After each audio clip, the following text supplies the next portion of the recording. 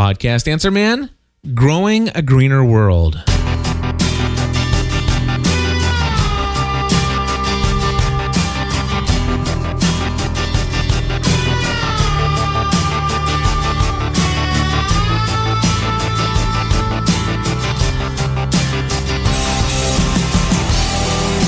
Hello, everybody, and welcome back to another episode of the podcast Answer Man. My name is Cliff Ravenscraft. Today, I'm recording yet another episode during a 24-hour podcast marathon, celebrating 3 years in podcasting, 1 full year of doing it full-time as a career, and I'm very blessed to have some folks join me during the marathon. And today, I am going to be bringing to you a conversation with Joe Lamp'l, somebody who happens to be a client of mine and also has a podcast that he recently launched called Growing a Greener World. Welcome, Joe, to the program. Thanks, Cliff. Good morning to you. Good morning to you. Thank you for joining me this morning. I'm glad that you were able to clear your schedule to talk with me and keep me company and hopefully keep me from snoring. No problem. I hope I don't put you to sleep, but if you do, I'll understand. You've already been up a long time. No, not at all. So, Joe, I'm trying to think, how can I do this? How can we talk about this and just not have this be a blatant, outright commercial for me? Because that's not really what I intend this to be. So I did. What's that? I did. You're my hero. All right. So we're going to talk about maybe how you found me, how you got into this idea about podcasting. Before we do that, just do us a favor. Tell us who Joe Lamp'l is. Joe Lamp'l is a guy that has a few passions, and one of them is gardening, and the other is environmental stewardship. And fortunately, I've made a career out of that, Cliff, as you know, and that is through my opportunity to host 2 television shows. One was in production for 3 years on the DIY network called Fresh from the Garden. That was in early 2000 for 3 years and 52 shows. All about gardening, basically how to plant stuff and grow it and then harvest it from seed to harvest. A lot of fun, shot in Atlanta, Georgia. And that grew out of a passion I had for gardening. I had got my Master Gardener designation and all these other things. And HGTV was looking for a host on a new show, and they did a national search, and I got an email, through that mass email search. And long story short, I was selected for that. Had no prior television experience or public appearance experience at all, but just a real passion for gardening and teaching, I think. So it came through apparently well enough so that they selected me as the host for that show. 3 years later, we ran out of material to cover. The show was very successful, and they really wanted us to renew to do another 36 shows or whatever it was, but we'd grown everything you could possibly grow for the format of that show, so they didn't want to repeat anything, so basically we had to retire the show. Lucky for me, though, there was another show on PBS, a national show on PBS that was looking to replace their current host. So there was sort of that perfect opportunity that fell into place, and I was selected for that. So for the last 3 years, I've hosted a show called Garden Smart that's on PBS and in about 85% of the country. So a lot of what I do is on television as a gardener, basically bringing gardens into people's homes. In addition to that, I spend the rest of my time speaking around the country about gardening and sustainability. And if I'm not doing that, I'm writing about it. And my new love, and one I've always appreciated since podcasting became even somewhat popular, is just a vast appreciation for radio on demand, basically, because of my travel schedule. I don't get the chance to listen to NPR in the car very much because I'm usually on an airplane. And the fact that I could download those shows and listen to them on demand, my very favorite shows, on anything I wanted to know, was just the most incredible feeling to me. And I said, that's one other dimension that I'd like to add to my media network and create some content that I can get out there, because frankly, in my industry, advertisers really aren't pouring a bunch of money into it. So there's not as much coverage these days through traditional media. And I said, well, that's okay, because thankfully with new media, we can make that happen. And so eventually I got around to doing my own podcast, and that's where we are today. Now, to answer your question, how did I find you? I'd wanted to do a podcast for a long time, but never really was able to pull the trigger because of that fear of getting started. And I know you asked your last caller, what's your suggestion? And I was thinking when you asked that question on how to get started is my answer would be to just do it. Now, do your homework first, and I did a lot of that. But, I got to that point where I'd gone as far as I could without some extra help. And so I said, well, podcast consultant is the kind of term that I could probably put into Google, and hopefully there's one or two or more of those guys out there. And so lo and behold, when I put that term into Google, you came up first, and I read your, of course I went online and checked you out, and I mean, you even looked the part, podcast answer man. You've got all the credentials, and oh my gosh, you have met and far exceeded my expectations. And because of you, I've got my first show up, and a website to go with it with show notes and hyperlinks. And I'm telling you, I was so frustrated when I sort of tried to do it myself. And, you fixed all that because I created some problems in the process, and you just put me at ease. And, one of my favorite terms out of your mouth is not a problem. Not a problem. I hear that a lot from you because I create a lot of them, but boy, do you put me at ease. And then, you just take care of it. And so now we've got our 8th show ready to go. I'm gonna run it by you once you get some rest after this long day, and then we'll go up live on my 8th show on Friday. But I love podcasting, and thanks to you, the fog is clearing. This was a big foggy mess when you and I first started talking, because I really didn't understand all the technical side of it, or the configurations of the mixer to the digital recorder into the computer and all of that stuff. But boy, I've come a long way, I think, in 8 weeks, and I have to say that would not have been possible without your help. Well, that's awesome. And from what I understand, it sounds to me like you're probably speaking into your Heil PR40 right now. My new favorite microphone. Yes, I was. I was listening to, of course, once I got hooked on this thing with learning about you, I went and listened to a lot of your podcasts, which were so helpful. And then, of course, you raved about the Heil PR40. And ironically, I had been using the MXL 990, which I think you had at the same time. And it was amazing because you were doing that comparison test between the MXL 990 and the Heil PR40, and I thought, golly, how much more ironic could that be, because that was the mic that I was using. It was kind of a budget mic, but it looks nice. But when you did the comparison, there wasn't any comparison. What a difference. And so, the next day I'm calling you, Cliff, put in the order. And I love it. And I also love that boom that allows me to sit back as I am right now with my feet on my desk and back in my chair, and the mics come to me. I can be very comfortable and write in the mic at the same time. But I do love this microphone. Yeah, absolutely. And also you're doing I would assume a Skype mix minus using the mixer. And so how hard was that for you to set up?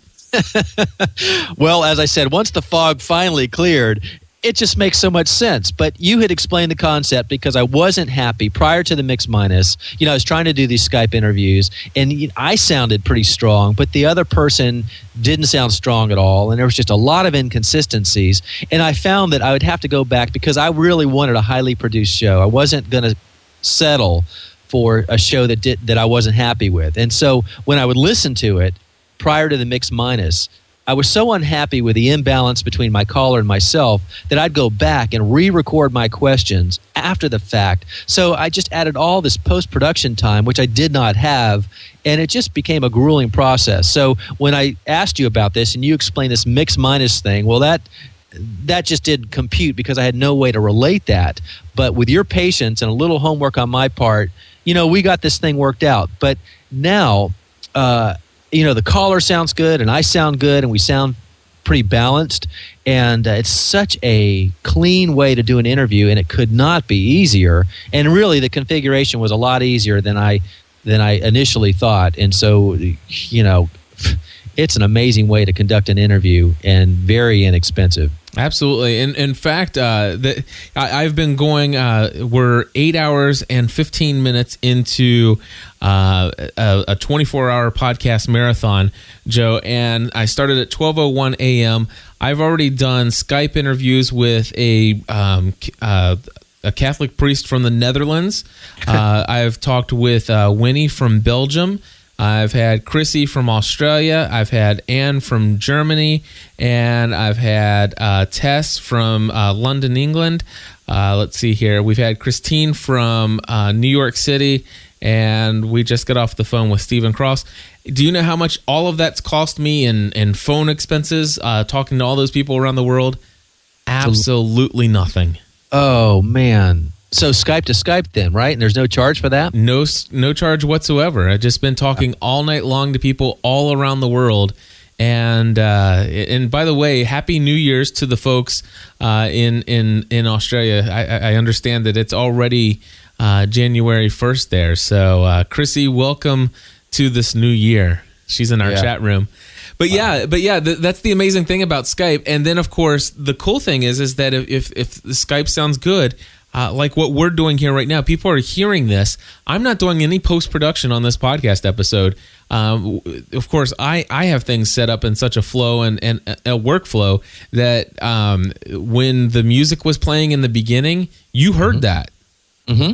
And when we're done with this conversation, as probably about 30 seconds into the place where I want to end, I'm going to start playing music real low in the background while we're finishing up. And hopefully I'll be able to shut my mouth before the end of the music. I can raise it up. I hit stop, and this podcast is ready to basically put some MP3 tags on it and upload it to the net. Yeah, I aspire to that, Cliff.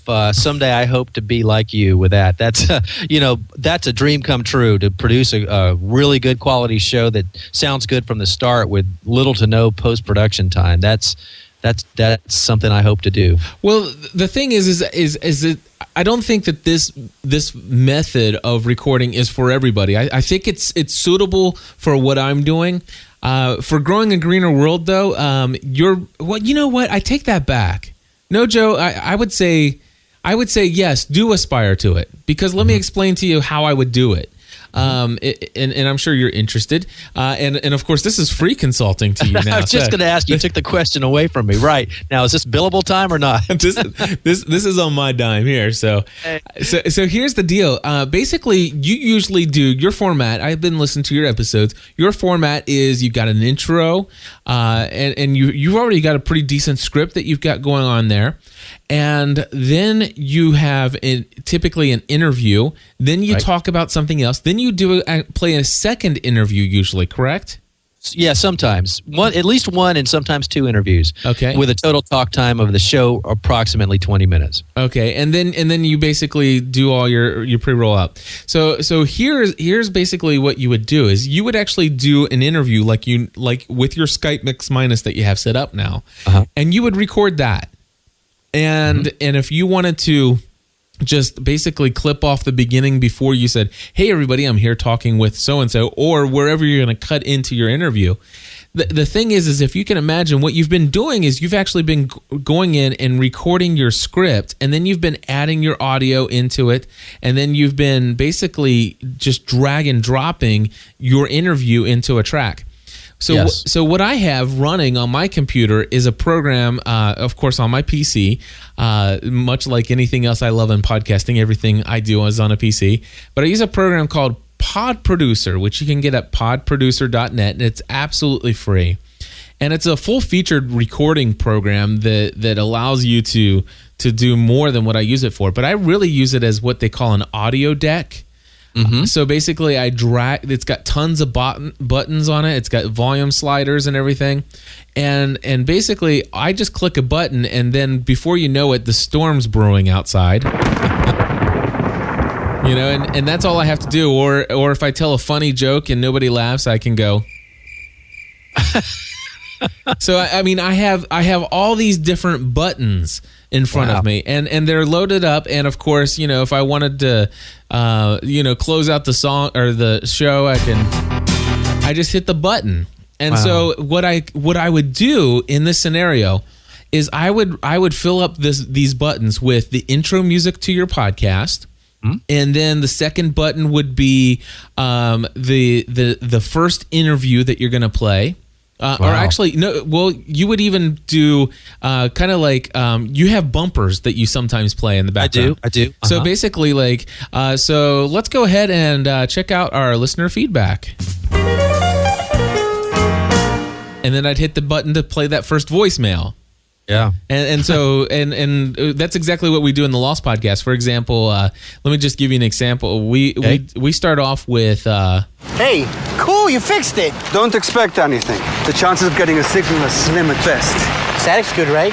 No. And then, of course, that leads in. It's like, here's your host, Cliff and Stephanie, and we would start talking. And then we would, during our Lost podcast, we'll say, hey, we're going to go ahead and break the show into two sections. First, what we're going to do is we're going to talk about the characters, the relationships, and all that good stuff. And then we're going to talk about exploring the mystery and all the things on the island. But let's go ahead and do some character analysis.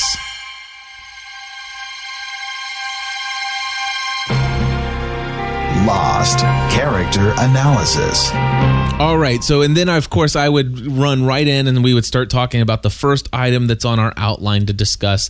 And we would go through each of those and it's like, okay, well, that pretty much covers that. Now let's get to the stuff that I'm really interested in. And of course, that's what in the world's going on in this show. Let's go ahead and explore the mystery. We're lost on an island, running from boars and monsters, freaking polar bears. I've looked into the eye of this island, and what I saw was beautiful. Lost, exploring the mystery. And so you can see how basically you can have all of those clips that you're dragging and dropping, Yes. all put into buttons.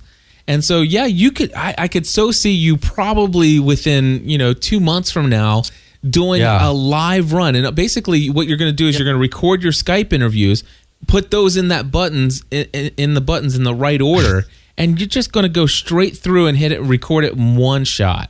Oh, man. And I could so see you living in my basement. I've got a room set up for you right now, Cliff. I don't know what it's going to take to hire you full time, but, that's the kind of stuff that I do aspire to. And you've convinced me that it's doable. It's just that, I'm not quite blessed with the skills that you have to do this. So my learning curve is higher, but thankfully these tools are out there. And even somebody like me, for those who are out there going, I want to have a show too. Well, I'm probably like them in that, it does come around. And thankfully these tools and people like you are out there to put it all together and put it in plain English. Absolutely. One of the things that I'd love to be able to tell people, and maybe you can help explain it. When it comes to consulting work, I do something that's a little bit different. People say, "Well, how in the world can you sit there and teach me how to do technical things by phone? I mean, you charge this amount of money by phone for phone interview or for phone consulting. How in the world are you going to teach me how to do anything?" Would you explain to the people who are listening how that might happen? It's almost as though I have hired you, I've flown you into my studio and put you at my desk and turned my computer over to you because of the configurations that you have. First time we talked, you said, well, download this and hit this button. And next thing I knew, you basically had control of my computer. I saw your desktop, you saw mine, and I handed over the control of my mouse to you. And next thing I know, my mouse is moving all over my screen, and you're talking, and you just had it.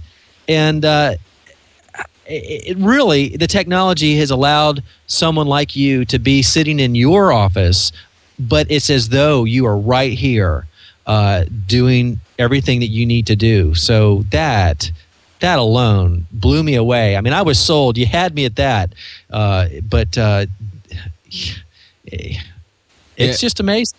What's really cool about it, and of course I'm using one. There are a ton of different programs that allow you to do this, and which program people use really doesn't matter. But I happen to use a program called Yugma, which is basically it's kind of like a webinar screen sharing kind of program. And what I love about it, Joe, is there are times when people do hire me to come to their place and show them how to do it. And what's weird is is it's almost by phone. I'm more productive as a consultant and trainer to teach people how to do things, because in the scenario where I'm basically sharing my screen with you, or you're sharing your screen and giving me access to your keyboard and mouse movements. Yeah. What's really cool is you're not looking over my shoulder. You're sitting comfortably. Your hands are on the keyboard and mouse as well, and you can move it, and you could say, "Here, no, let me show you." Whereas if I'm sitting at your computer at your location, it's like, "Well, here, let me show you," and then you kind of have to reach your arm over and push me to the side, and it goes back and forth. And so, in essence, it really does work out really well. Probably actually even better that you're there and I'm here. Yeah. So anyway, let's talk about a little bit about your podcast. Tell us where we can find it first off. Okay, well, it's a couple ways. There's just a domain by the name of growingagreenerworld.com. So growingagreenerworld.com. And, it's just a takeoff on the two things about who I am and what I do. My brand and my company is Joe Gardener. And, there's the word gardener. And yet what I'm all about is more than just gardening. Yes, that's how I communicate to the public, and that's how people know me on television and through other media. But there's a message more than just gardening, and it's about environmental stewardship and sustainability and people that enjoy the outdoors and care about, living a greener life. And so whether or not you really care about gardening, hopefully this is a show that appeals to you too. If you care about some of these other things, and I've tried to design each show so that it's not, heavily weighted towards gardening. Yeah, there's some gardening content in there for sure, but at the same time, I want it to appeal to a larger audience. And I'm a big fan of NPR. I love the quality of their production. I love their host, and I love the way that they include music at the start of it or at the end of it, or sometimes during a segment. And so the model for my show is somewhat like many of the shows that I listen to on PBS. The Splendid Table is one of my favorite shows, not PBS, but NPR. The Splendid Table is one of my favorite podcast shows. And, she's won many James Beard Awards in her time on air. And I think it's a fabulous show. And hers is 53 minutes or 57 minutes. Well, certainly that's a long time for a podcast of my format, maybe. So, and I don't have the time to produce that long of a show. But, when you find a show that you really like, it doesn't hurt to use that as your guide. And that's really what I've done so far. And as I've done each show, I've learned a little bit more. And I'm finding my voice, and I'm finding my style and my rhythm, learning some things that I like and things that I don't like, maybe becoming a little more relaxed in my style, a little more casual, which I want to be able to do, and invite people in, because people that listen to podcasts are a little bit ahead of the curve, and it's kind of a community as you've built, Cliff, and I want to be able to do that through my podcast, because on television and sometimes through my other formats, I don't have that free reign to be able to be Joe Lamp'l, and my podcast allows me to do that, and so I look forward to that. So that's a little bit about the show. Very cool. And that's what's really cool about podcasting is I find that, number one, if a show is put together in a way that has what I call professional audio quality, which is not very hard to obtain, really, honestly. I think anybody out there, if you were to spend anywhere between $200 and $400, you can do what I consider to be professional broadcast quality audio programming. It's just within your reach at that low of a cost. But what I found is that if a show is professionally produced and done extremely well, regardless of what the topic is, if the time format still fits within my attention span, even if it's a topic that is not something that's a passion of mine, I find that I can, if the person I listen to is extremely passionate about what it is they're talking about, I find myself at least interested in hearing about their passion. And it comes through. It comes through, especially in audio, because you don't get to see their face. So you have to rely on what you hear. And I think that becomes more prevalent in both ways in audio only. Exactly. And so I listen to your show, and I want to tell people, and like you said, if you're not into gardening, which honestly I'm not. I'm an indoor kind of guy. I mean, I would maybe if you had a computer program which was a simulated gardening scenario, I might be able to get plants to live. But anyway, I'm not into gardening, but sure, you're my client and stuff like that. But even if you weren't my client and somebody just said, check out this podcast with the time format that you have and some of the topics, like for example, one of the shows that you did during the holidays here was, which is better for the environment, live trees or artificial trees? Now, right. I mean, that is a perfect example of how to take your passion and to do it in such a way that it meets the interest of a niche audience, but still is relevant to people who are not 100% sold on exactly what your passion is. Exactly. And thank you for that. And another example was one where I interviewed a guy that this year grew the world's largest pumpkin for 2008. So, whether or not you're into extreme gardening, growing the largest vegetable in the world, it was a great story. And he appeared on every major news media. He was on CBS Evening News with Katie Couric. He was on USA Today. He was on NPR. I mean, he was flooded with media coverage. And, it wasn't because those media outlets were trying to cover this guy's gardening story. It was the fact that he had a great story and the tension and the stress behind it, and the fact that it looked as though he was going to be the first guy ever to grow a pumpkin that weighed more than 2,000 pounds, which is 1 ton. At the end of the story, he didn't get to that, but it was a great story along the way. And so I was able to interview him to tell that story and spin it a little bit with the gardening questions included in that, but at the same time, ask enough questions so that the story was told that it appealed to anybody that listened, whether or not they gave a hoot about the gardening side of it. Right, absolutely. Well, tell us a little bit about, have you gotten any feedback yet? How many episodes do you have out there now, Joe? 7 are out there, and 8 is on the way. And I have gotten some feedback. I've gotten some very, very good feedback from some people that I highly respect, that are journalists or bloggers. They're not necessarily podcasters, but that's okay, because really the audience I want isn't a podcasting audience. I'm happy to have them, but I'm just going to people that are looking for starving for content that is around the message that I'm trying to deliver. But I have gotten really good feedback, and that's good. But I would just assume have not so good feedback so that I can make the show better. Any feedback is good as long as you do something with it. But I will say this, 7 shows in, it's not an overnight sensation. Somebody once told me it takes 9 years to become an overnight sensation. So there's a lot of work behind the scenes, and it does take some time. And, some people get off to a faster start. I think a lot of that has to do with the popularity of the topic. Mm-hmm. But I would have thought by now, maybe, with a little bit of track record behind my name and stuff, that, I would have a gazillion subscribers, which isn't the case. And, it's not gardening season. We're in the dead of winter, right here at New Year. So it's not as though everybody's looking for a gardening show or even thinking about that right now. But as we get into spring, and I've got another, week after week I do a show. And so by then, I'm going to have a couple dozen shows. And I think that's when things will really take off, and that's when I will have sharpened my skills and refined my show.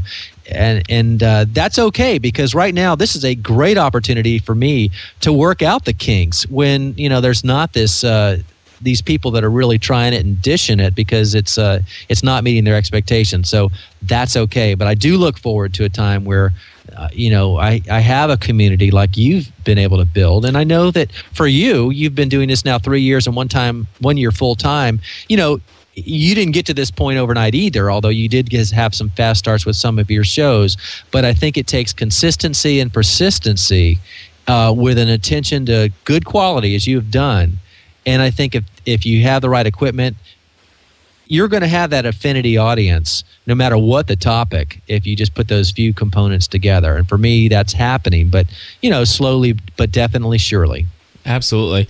Let me just give you some advice here regarding the growth of your audience and stuff like that. And it's information that folks of the Podcast Answer Man, you've heard it time and time again. It's always going to be said over and over again because we're always getting new listeners to the Podcast Answer Man. And that is to take the audience that you have now and find ways to really recognize those people and establish some sort of relationship with them. If you can do that above anything else, I can guarantee you is bar none the secret to any podcaster's success. Okay, so give us some examples. So some examples of what this means is that, for example, you invite feedback to your show. The easiest way to start out is simply ask people to go to the show notes. Make sure that you put something in your show notes that is something that is going to be of such great value that there's just no way that they're going to turn down going to growingagreenerworld.com, scrolling down to episode number 8 and looking at the show notes to get that information. And say, if you enjoy this show and if it's been beneficial to you, I'd love to know what you think about it. And if you don't enjoy the show, I'd love to know that too. In fact, if you love the show, leave a comment on the blog, on the show notes section. If you don't like the show, email me. And just to consistently ask for feedback every single time. And here's the thing: when you get the feedback, you do two things with it. Number one, you respond to the individual. And number two, you respond to the individual again, only do it in your show. Aha. See, that people like to be stroked, and that's a great point. Let me tell you how I came across this, and I think it's a fundamental thing that everybody goes through. I remember when I first started listening to podcasts, and at the time I thought podcasters were the same as any other gigantic celebrity out there. In my mind, it's just like, oh my gosh, these people are just like they're celebrities. And believe it or not, there are people who are listening who will tune in to Growing a Greener World, and it will be among the first of podcasts that they ever hear of, and they'll think, oh my gosh, this guy's a major celebrity. Now, sure, you have even national television, but even if they don't know about that, because you have this professional quality sound, it's like, oh, this guy's never going to listen to me. He's not going to respond to my email. Yeah. But here's what happened. I remember I left a voicemail. They said, hey, we have a voicemail line, and you can leave us your voice feedback. And I remember leaving a call with my name. My name's Cliff Ravenscraft, and I love your podcast. And by the way, here's my theory about what's going on the TV show. And it was that call was about a minute and a half long. And I said, I actually have a screen capture proving this, and I've got proof of this on my blog at ravenscraft.org. And so I left this voicemail, and they responded. I left the voicemail, and first of all, they came to my blog and they said, hey, Cliff, we got your voicemail. That is great proof. In fact, I'm going to put a link to your blog in our show notes. And we're going to be putting your call into our show. I listened to the show and I got so excited when I heard my name. I went and got Stephanie and said, Stephanie, you got to listen to this. And then I found anybody else I knew that loved the TV show Lost, and I made them listen to this podcast. You were a raving fan because of that reach out. Exactly. It's because they connected with me. And you know what? It only took that one time. They didn't need to continually stroke my ego. Right. It was that one time that made such an impression. It's like, wow, that's cool. Mm-hmm. And it's turned me into a fan, and that's exactly it. It's basically, I went on to tell other people about their show, and ultimately they were among those who inspired me to take it on myself.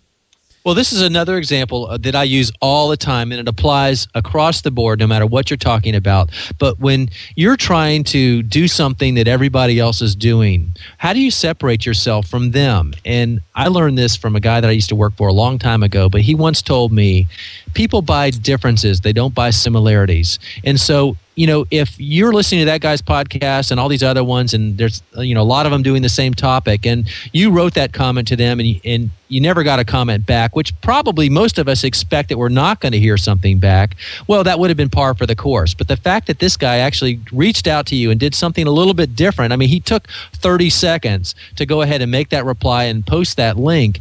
He had you for a lifetime, and that's the difference that people buy. But so often we don't do those things that are simple to do and would make a huge difference forever. And that's a great example of that. That's a difference, not a similarity, and he got you for life. That's exactly right. Since we started this marathon, I've got 26 emails in my inbox. And that's, so basically, if you take approximately 1 minute for every 26 of those emails, I guarantee you there's no question in my mind that I'm going to spend at least 30 minutes on what's in my inbox right now, and I will respond to every single one of those messages. And the reason why is because those are people who are not only spending the time listening to my content, which by golly, their time's valuable. And so and that's what I always say to podcasters, like, how many listeners do you have? And some people will say, I only got 40 people. It's like, you have 40 people and how long is your podcast? And they'll say, it's 45 minutes. That's 40 people who are giving you 45 minutes of their life to listen to what you have to say. And what's your show about? Well, I talk about the stuff I like to do when I go out with the guys. And like, come on, you got 40 people listening to this. You have to start really interacting with these people. You have to engage that audience. And that's the way you build community. I really believe it's one relationship at a time. And if I tell people, if you can't see the value in connecting with people individually, you'll never be able to experience the value of having a raving community of people who love what you do. Yeah, and Cliff, one other observation that I've easily noticed in watching your online forum and listening to all your different shows, and I knew this from the day I talked to you the first time. You're very transparent by design. You make no pretenses about who you are. You don't hide behind anything. You are who you are. And you bring that out and you let people into your life. You invite them in. And, so often we don't get to do that with somebody that we really have an attraction to because of some content or some information that they're providing. And so, we become we form a relationship with them, however vicarious that is.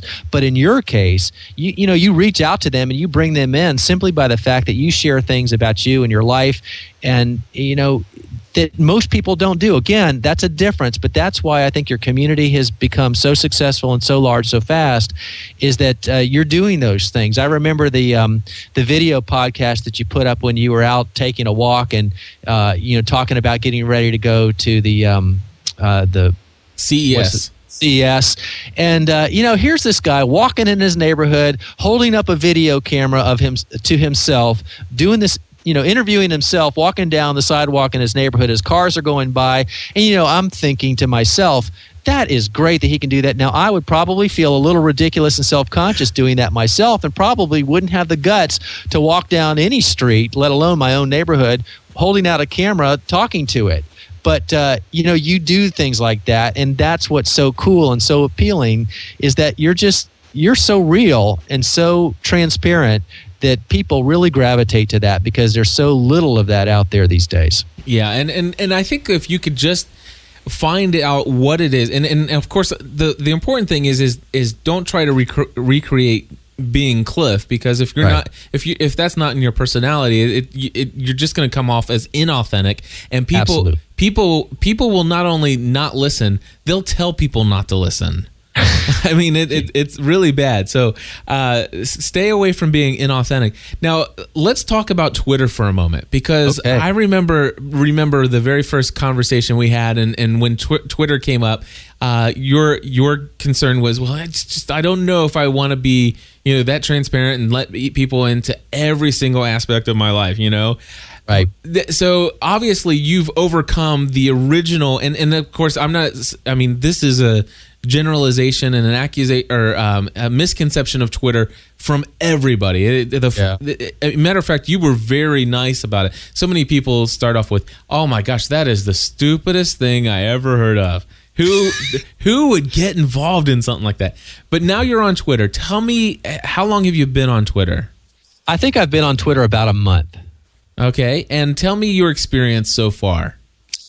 I've learned a lot about Twitter too. It's a matter of, just like everything else, once you do it a little while, you start to figure this out. And all my fears have been allayed. One of my concerns was, well, gosh, if I'm tweeting out there and all these people are following me, first of all, they don't all just suddenly show up as a follower. You don't sign up for Twitter, and next thing you know, you have 2,000 people following you. I think eventually that comes, but it doesn't happen overnight. But the other thing is, they only read what I choose to put out there. It's not as though they've got a camera into my world. I can let them in with what I say or not. So in my early days of Twitter, I thought you're supposed to talk about, what you had for breakfast and, what you're thinking about while you're driving. And, I do still see plenty of those tweets on some people that I follow on what they're making for dinner. And, that's fine, but that's just not my thing. The other thing is, for me to see those things keep popping up, that gets a little old. And I don't know that there's a lot of value there. We all are busy in our lives, and I'm not so interested in learning about the minutia of someone else's.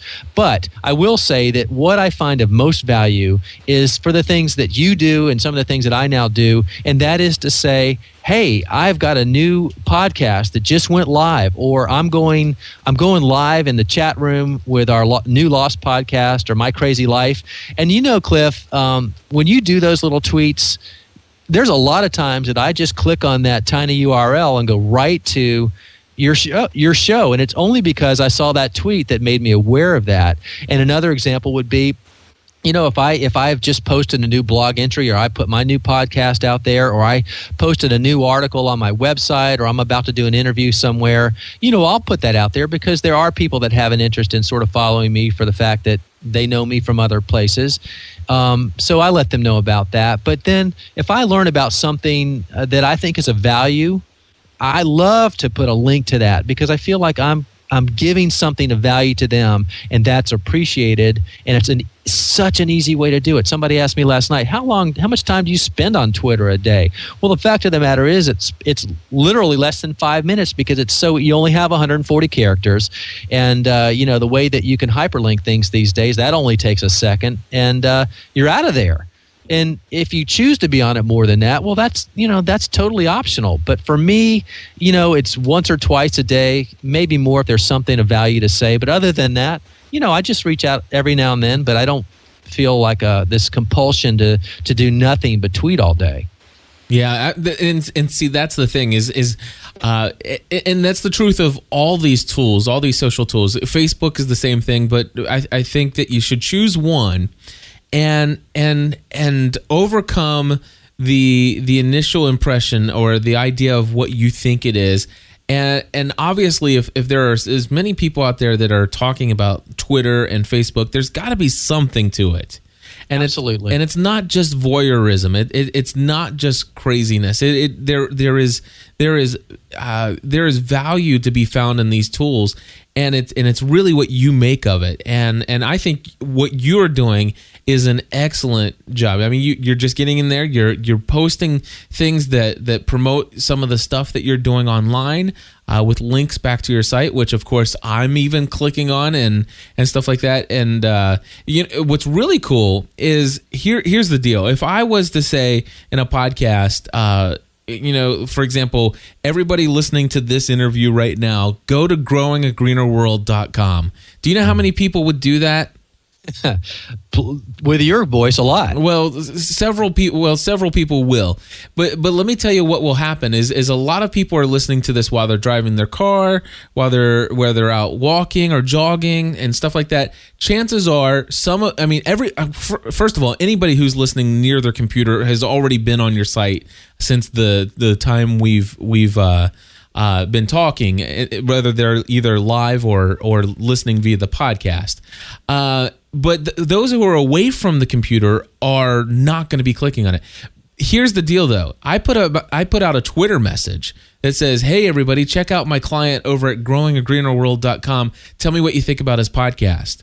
And I guarantee you, it's hundreds of people immediately within seconds that are on your site. Well, Cliff, I know for a fact that I've gotten a nice comment on my Growing a Greener World's blog from one of your listeners that I think is one of the co-hosts on your Wayne. Is it Wayne? Wayne Henderson? Yes. Yeah. And, because of that, he found me because of you, and I found him because of you, because when he left that comment on my thing, I certainly went to his link and learned about his show and read about his stuff and, listened to his show. And I didn't know he existed until he commented to me, and he didn't know about me until he heard it from you. So it's amazing how this all works, but it's a wonderful technology, that's for sure. It is, and so that's why I'm very glad that you were able to overcome that initial fear of this is just going to be, people are just constantly going to want to know everything about my life, and I'm glad you finally are seeing that value, and I think it's awesome. I think it's awesome. Yeah, and Facebook is my next entree. That's the one thing I haven't done yet. But it's just like Twitter, only probably a little bit bigger. But I know that there's a lot of overlap there, which is nice to know.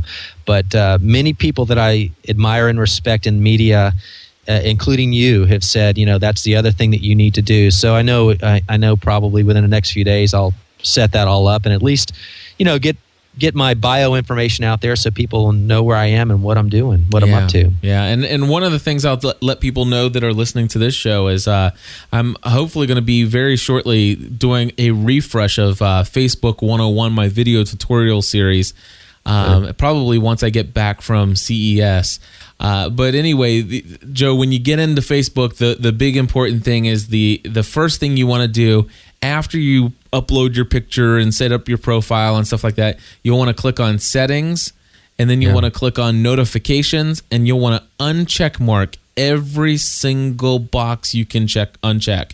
And what that does is it avoids Facebook from ever sending you an email. Because if you don't, you will get from Facebook, you'll probably get somewhere between 15 to 25 emails a day of people saying, "Hey, I'd like to send you a growing gift from this application. I'd like, we want you to join the vampire group," or so and so just poked you on Facebook. Yeah, just what I need, more emails. Exactly. And so that's the first thing that you do. And then the second thing that you do, of course, when you get into Facebook is you start ignoring all the applications. And of course, I'll be training people on how to do that in the Facebook 101 tutorial series and stuff like that. But I'm sure you and I will talk about that separately in upcoming calls. I've got a long list of things to talk to you about, as we continue our consulting relationship. But I'm telling you, it is money well spent because you have taught me so much already, and there's so much more to learn. Yeah, absolutely. I'm glad that you found us, and that makes two of us. And it's been very good talking with you. So go ahead. Just let me say, I would not have my shows out there yet, and if I even did, which I know I would not have, they certainly would not have the quality that you've been able to add to the show in such a short period of time. So, bar none, I am so thankful that for Google and for Podcast Answer Man and podcast consulting that you showed up and have accomplished so much in such a short period of time for me. And anybody that's on the fence about this, spend a little money, hire Cliff. Don't take them away from the access time that I need for them, though. That was what I told you the first day. My biggest concern with you, once I found out how good you were, was it's just a matter of time before you're too busy. And I asked for squatter's rights on that because I don't want to let you go. All right, man. Well, I'll be around, and you'll always have some priority there. So, good deal. Joe, thank you very much for joining me on this episode of Podcast Answer Man. Thanks, Cliff. See you down the road. All right, we'll talk to you soon. Okay.